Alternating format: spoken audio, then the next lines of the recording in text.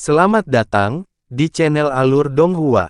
Sebelum menonton, silahkan subscribe, biar Mimin tambah semangat update-nya.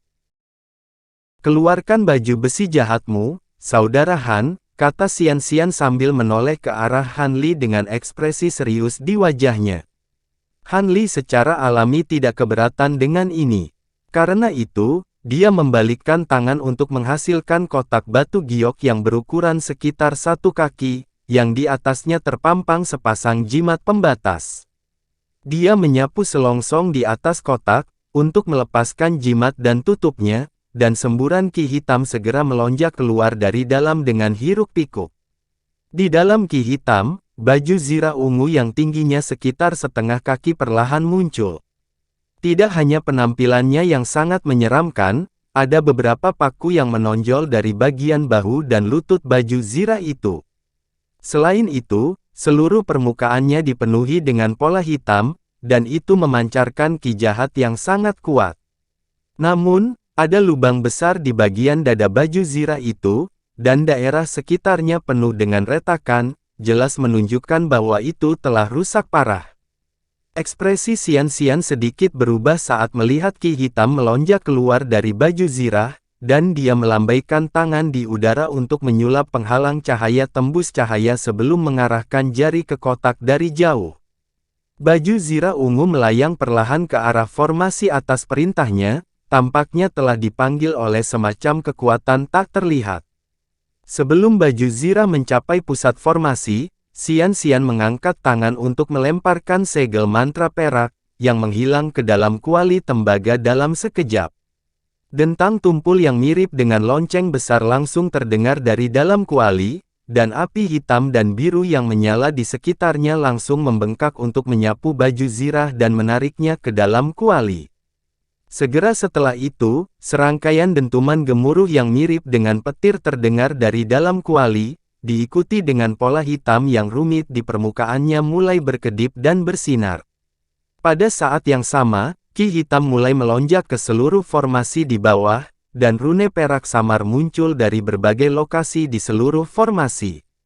Segera setelah rune ini muncul, mereka melonjak ke arah kuali dengan hiruk-pikuk sebelum menghilang ke dalamnya. Setelah itu, Xian mulai melantunkan sesuatu dengan suara rendah lagi sambil membuat segel tangan. Tanah di dekat formasi mulai bergetar hebat, dan cahaya kuning yang menusuk tiba-tiba muncul dari keempat sudutnya, diikuti oleh platform batu kuning yang muncul dari setiap sudut. Peron ini masing-masing tingginya sekitar 10 kaki, tetapi semuanya sangat mulus, dan ada bendera hitam kecil berdiri di masing-masingnya. Di sekitar bendera terdapat wadah dari segala bentuk dan ukuran, dan ekspresi Han Li sedikit berubah setelah melihat ini sebelum dengan cepat kembali normal. Saat Xian terus melantunkan mantranya, keempat bendera membengkak hingga berukuran 50 hingga 60 kaki, dan baru kemudian Xian menarik segel tangannya saat dia menoleh ke Han Li, dan berkata, "Mari kita mulai, rekan Taois Han. Selama proses perbaikan ini, yang harus Anda lakukan adalah mendengarkan instruksi saya dan menyuntikkan kekuatan sihir Anda ke dalam 4 bendera iblis itu tepat waktu." "Tidak masalah," Han Li segera menjawab dengan anggukan cepat. Senyum senang muncul di wajah Xian setelah mendengar ini, dan dia menunjuk ke piring formasi yang melayang di udara lagi. Teriakan panjang segera terdengar di dalam pelat formasi, diikuti segel mantra yang tak terhitung jumlahnya melonjak, yang semuanya menghilang ke awan gelap di atas.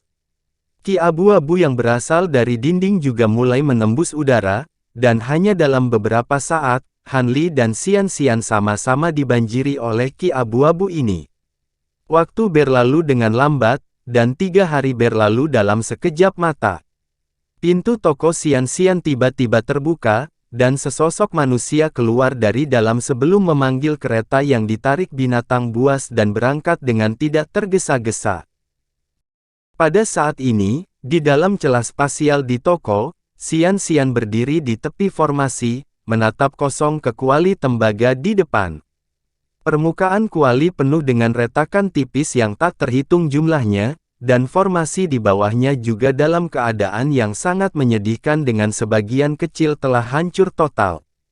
Kristal hitam yang tertanam ke tanah di sekitar formasi semuanya telah direduksi menjadi bubuk, dan di udara di atas Xianxian, proyeksi Kirin telah menyusut hingga hanya berukuran sekitar 1 kaki.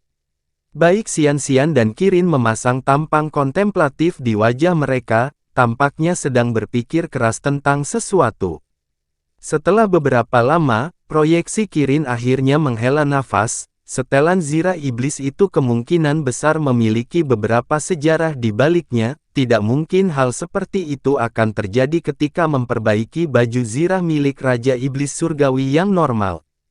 Petik 2. Memang, setelah baju zirah diperbaiki, itu menarik rasa spiritual dari makhluk jahat dari alam lain, dan itu hampir memanifestasikan tubuh iblis menggunakan ki jahat yang berkumpul di sini. Jawab Xianxian saat sedikit rasa takut yang tersisa muncul, melalui matanya.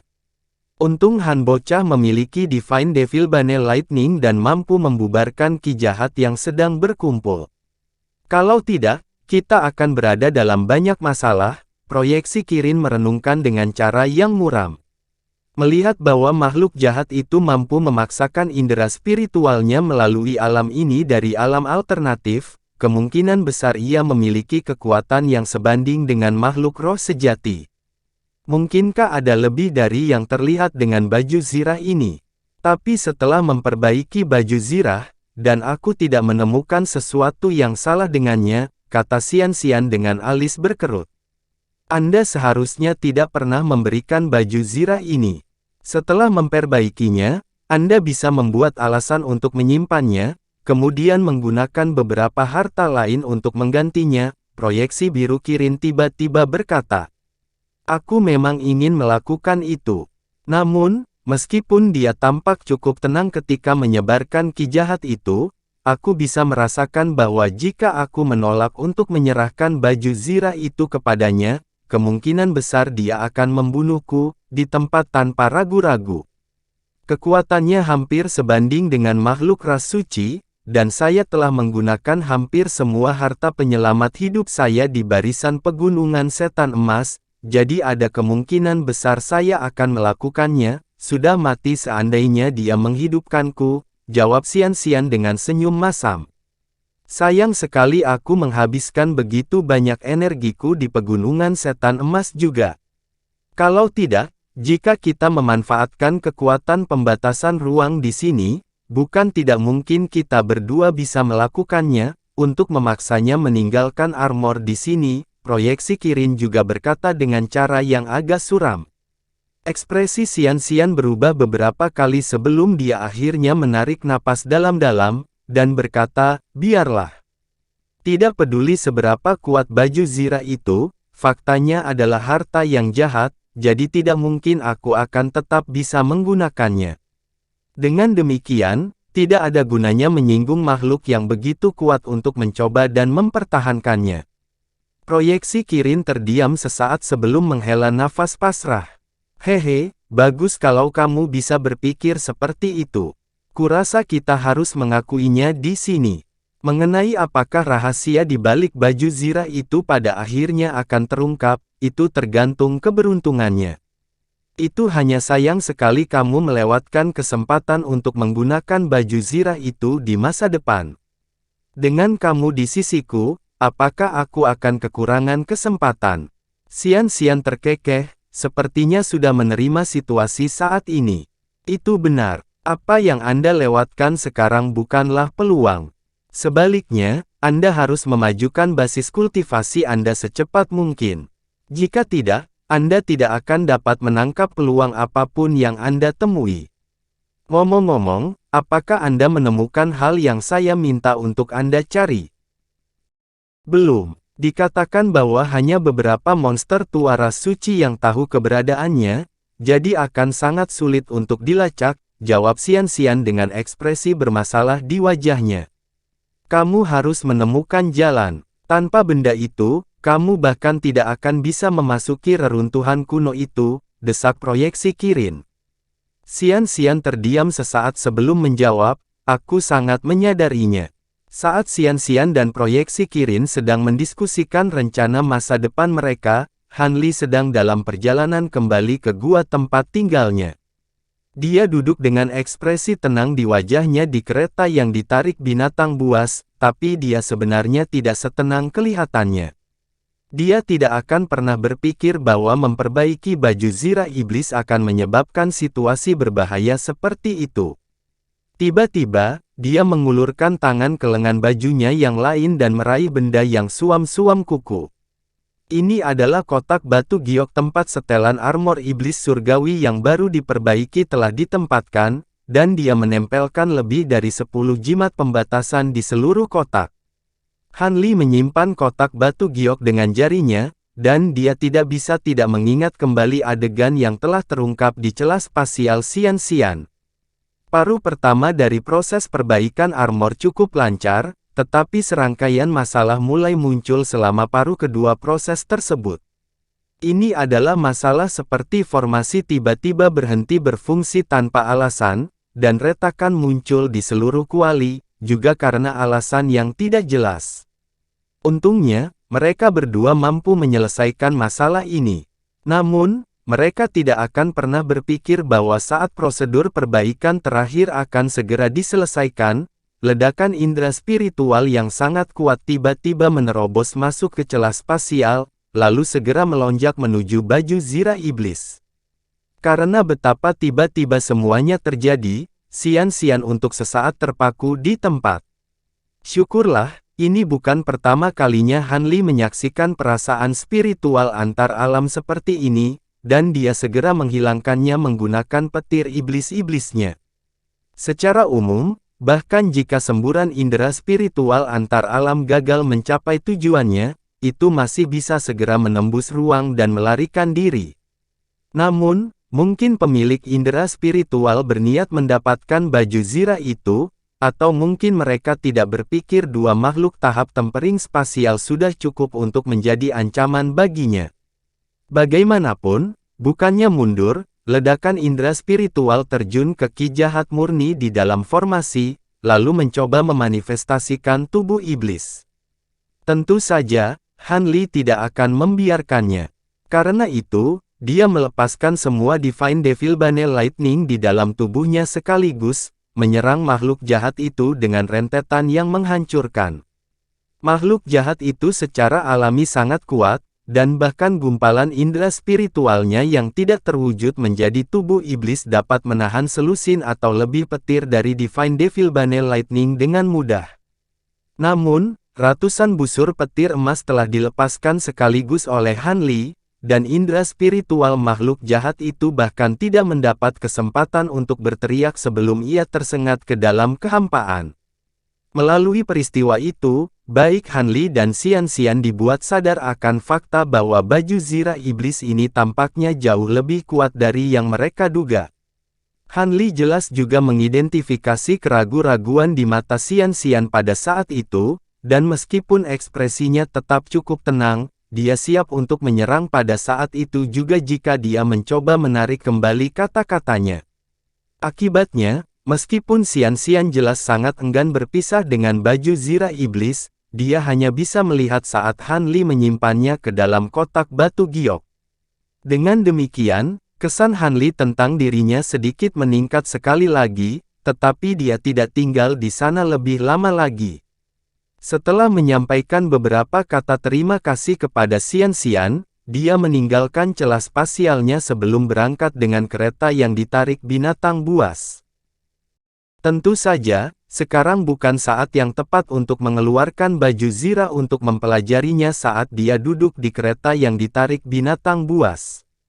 Karena itu, Han Li hanya bisa menekan rasa ingin tahunya dan menyimpan kotak batu giok itu sebelum memasuki kondisi meditasi.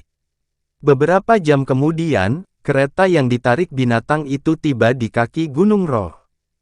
Han Li turun sebelum melemparkan batu roh ke pengemudi, lalu terbang ke atas gunung dengan tenang. Tempat tinggal guanya terletak sekitar setengah jalan ke atas gunung, dan semua kultivator yang memiliki tempat tinggal gua di sini hampir selalu pergi atau berkultivasi dengan susah payah di tempat tinggal gua mereka. Karena itu, relatif jarang melihat siapapun di gunung ini. Namun, saat Han Li terbang menuju gua tempat tinggalnya, dia cukup terkejut menemukan sepasang tamu tak diundang di luar. Salah satunya adalah pria berjubah merah yang tampaknya berusia 60-an, ini tidak lain adalah Su eksentrik yang telah menggunakan labu merahnya untuk menyerap semua ki asal dunia yang dikumpulkan setelah ledakan esensi Kirin sejati. Labu merah yang sama tergantung di pinggangnya, dan berdiri di sampingnya adalah seorang anak laki-laki yang tampaknya berusia sekitar 14 hingga 15 tahun dengan serangkaian fitur wajah yang halus dan halus.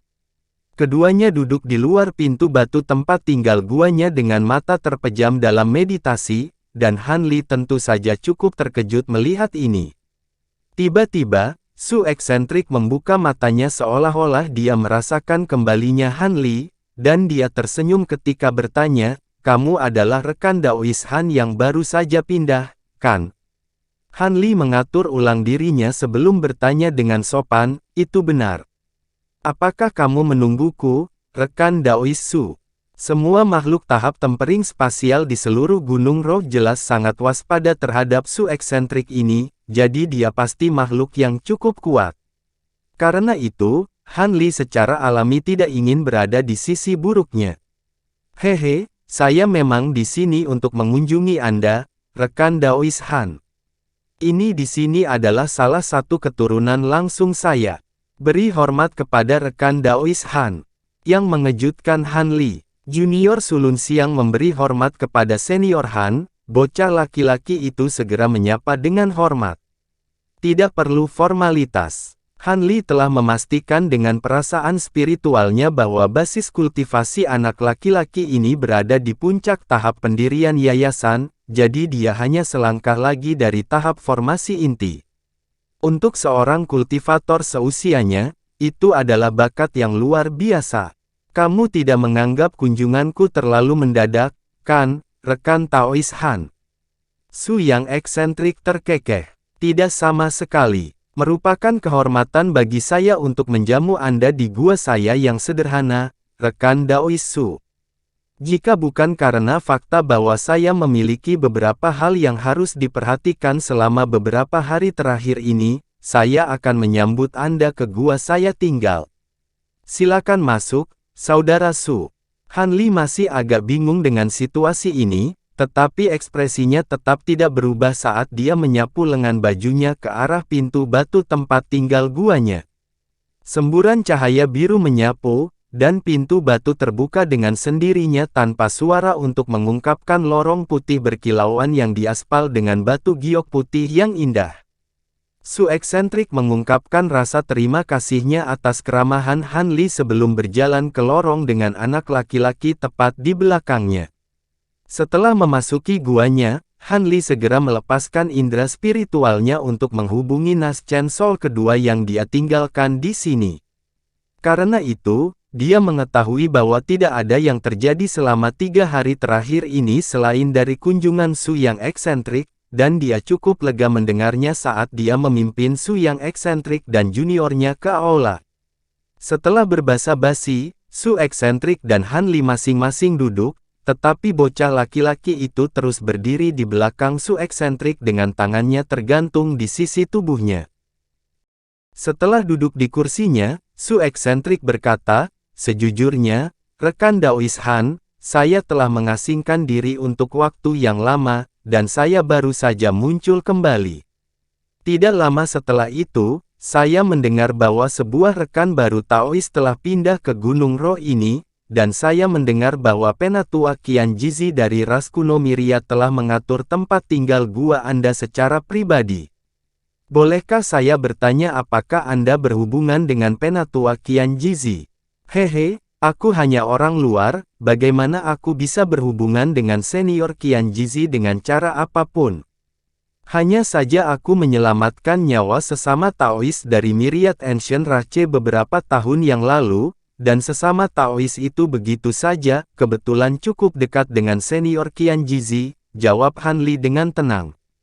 "Begitu, itu masuk akal. Lagi pula, Myriad Ancient Rache berperingkat cukup tinggi di antara 13 Heavenly Cloud Raches, dan senior Qian Jizi adalah sesepuh dari Myriad Ancient Rache, jadi dia pasti bisa mengaturmu untuk menetap di Cloud Kota tanpa masalah. Eksentrik Su terkekeh. Han Li hanya tersenyum dan tidak memberikan tanggapan. Dia tahu bahwa Su eksentrik ini harus mengunjunginya karena suatu alasan, dan kemungkinan besar dia akan menguraikan tujuan kunjungannya selanjutnya. Seperti yang diharapkan, Su eksentrik tiba-tiba memasang ekspresi yang agak serius ketika dia berkata, "Sejujurnya, saya memutuskan untuk mengunjungi Anda pada kesempatan ini karena saya memiliki beberapa pertanyaan yang ingin saya tanyakan kepada Anda. Maafkan saya atas gangguan saya yang tidak diumumkan." Han Li segera menjadi sedikit lebih berhati-hati setelah mendengar ini, tetapi dia masih tersenyum, dan menjawab, "Tidak perlu bersikap sopan, Saudara Su. Penggarap seperti kita semua adalah makhluk yang lugas, jadi jangan ragu untuk memberi tahu saya jika Anda memerlukan sesuatu dari saya. Jika saya tahu jawaban atas pertanyaan Anda, saya pasti akan mengungkapkannya." "Kalau begitu, aku tidak akan membuang waktu lagi," kata Su eksentrik sambil tersenyum. Setelah jeda singkat, tatapan serius muncul di matanya lagi ketika dia bertanya, "Apakah Anda bertanggung jawab atas fenomena menakjubkan yang terjadi beberapa hari yang lalu di gunung kami?" Su yang eksentrik mengarahkan pandangan intens tanpa berkedip pada Han Li saat dia berbicara. Hati Han Li sedikit tergerak setelah mendengar ini, tetapi ekspresinya tetap tidak berubah ketika dia bertanya sambil tersenyum, "Menurutmu mengapa fenomena itu ada hubungannya denganku?" "Cukup sederhana, fenomena itu menjangkau area yang cukup luas, tapi tidak terlalu sulit bagiku untuk mengidentifikasi pusat ledakan. Selain itu, aku kebetulan sedang berjalan-jalan di luar gua tempat tinggalku sebagai saya menjadi agak frustrasi dengan beberapa aspek kultivasi saya, dan secara kebetulan, saya melihat seberkas cahaya keemasan terbang keluar dari suatu tempat di dekat gua tempat tinggal Anda tepat sebelum ledakan terjadi," eksentrik Su mengungkapkan dengan jujur. Alis Han Li berkerut secara refleks setelah mendengar ini, tetapi dia kemudian dengan cepat tersenyum ketika dia berkata, "Melihat kamu telah menyaksikan semuanya, maka tidak ada yang perlu aku sembunyikan. Aku memang tidak sengaja membuat fenomena itu beberapa hari yang lalu.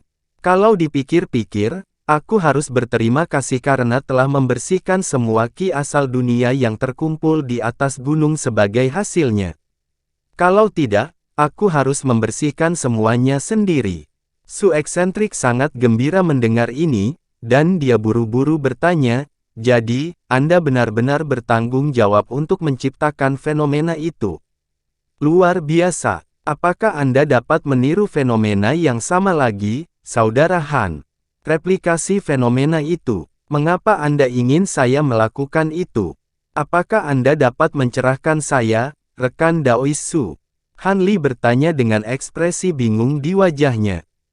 Su eksentrik awalnya sedikit goyah setelah mendengar ini sebelum tiba-tiba tertawa terbahak-bahak ketika dia berkata, "Tentu saja. Rekan Taois Han, apakah Anda berhasil mengidentifikasi dari 13 ras awan surgawi mana saya berasal?" Han Li menyipitkan matanya dan menilai lelaki tua itu untuk beberapa saat sebelum senyum masam muncul di wajahnya. Aku khawatir itu melebihi makhluk dengan basis kultivasi serendah milikku."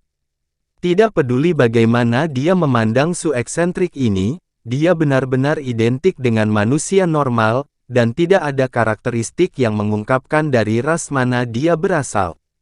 "Tidak mengherankan bahwa Anda tidak dapat mengidentifikasi saya, Saudara Han.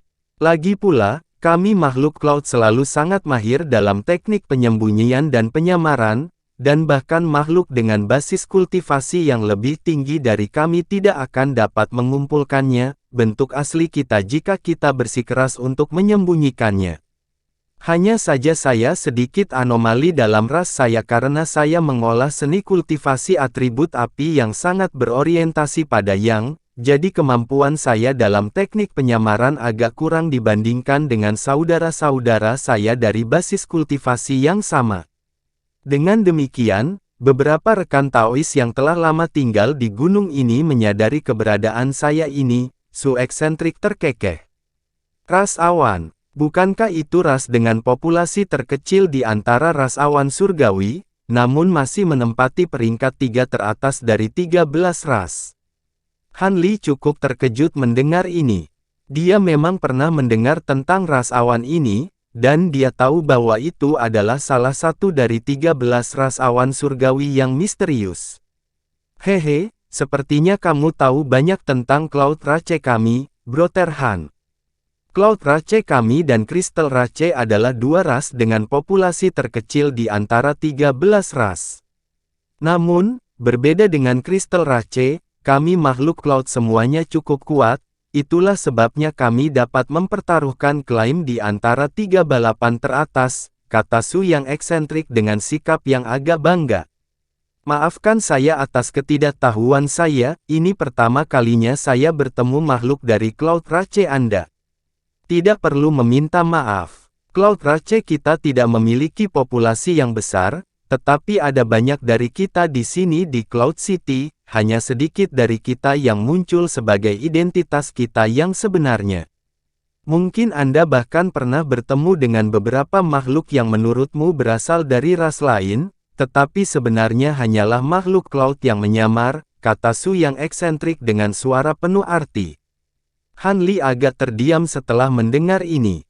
Su eksentrik kemudian menyingkirkan ekspresi sombongnya saat dia mengadopsi tampilan yang sedikit serius, dan melanjutkan, namun, meskipun Cloud Rache kami dikenal karena kemahiran kami dalam teknik penyamaran dan penyembunyian, alasan sebenarnya mengapa kami dapat mengklaim tempat di antara 3 teratas dari 13 Heavenly Cloud Raches adalah karena kemampuan alami kami yang lain. Saya yakin Anda pernah mendengarnya, bukan? Apakah kamu mengacu pada Bonded Cloud Beast? Han Li bertanya sambil mengangkat alis. Memang, Bonded Cloud Beast adalah makhluk yang terletak di suatu tempat di antara alam makhluk roh dan avatar. Hanya setelah menumbuhkan Cloud Beast kita sendiri, makhluk seperti kita dapat benar-benar menjadi makhluk Cloud, kata eksentrik Su dengan suara pelan. Aku pernah mendengar beberapa rumor tentang Bonded Cloud Beast dari Cloud Rache. Dikatakan bahwa setelah mengolah Cloud Beast, itu akan menjadi setara dengan avatar dengan kemampuan yang sama persis dengan makhluk Cloud yang telah mengolahnya. Bahaya, makhluk Cloud bahkan dapat bergabung menjadi satu dengan Cloud Beast mereka untuk membentuk roh raksasa Cloud Beast yang legendaris. Dengan melakukan itu, tidak hanya kekuatan makhluk Cloud akan ditingkatkan secara signifikan, mereka bahkan dapat melepaskan beberapa kemampuan kuat yang akan sudah di luar kemampuan mereka sebaliknya. Mungkinkah Anda ingin berbicara dengan saya tentang sesuatu yang berhubungan dengan Bonded Cloud Beast Anda? Han Li bertanya sambil mengelus dagunya. Kamu benar-benar orang bijak, rekan Daois Han. Aku memang ingin berbicara denganmu tentang Cloud Beast, tapi bukan milikku. Sebaliknya, ini tentang Bonded Cloud Beast juniorku, eksentrik Sue menjelaskan sambil menunjuk ke arah pemuda itu.